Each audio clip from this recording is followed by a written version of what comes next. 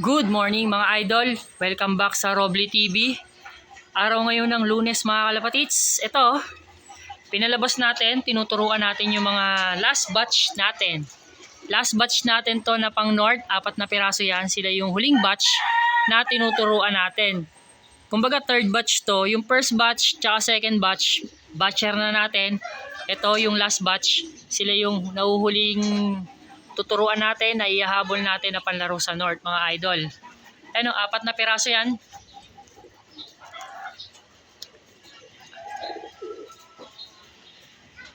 Ano yan, itong 4 na to, kapatid yan ni Mamba sa nanay tsaka sa tatay. Yung dalawa dyan, kapatid niya sa tatay. Yung dalawa dyan, kapatid niya sa nanay. Ganun naman yung mga linyada natin dito eh. Yung panlaro natin, mga panlaro natin, puro lahi ito ni Mamba. Yung huling nilaro natin dito sa South na ang ganda sana ng standing kaso nga lang hindi nakauwi ng Kalbayog mga idol. Ito, yan. Yung mga yan, halos lahat na panlaro natin ngayon sa darating na North, summer man yan o regular na North.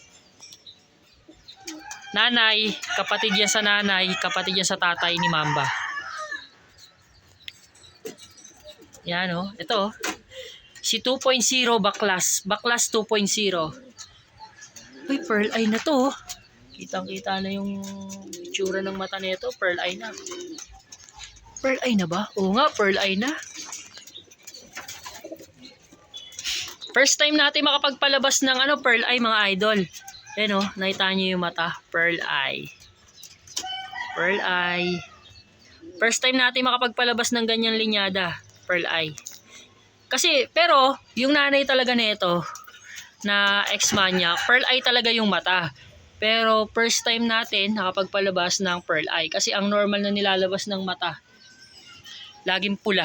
Laging ganito. Ayan o. Kulay pula. Pero ngayon, first time natin makapagpalabas ng pearl eye. Pearl eye din ba to?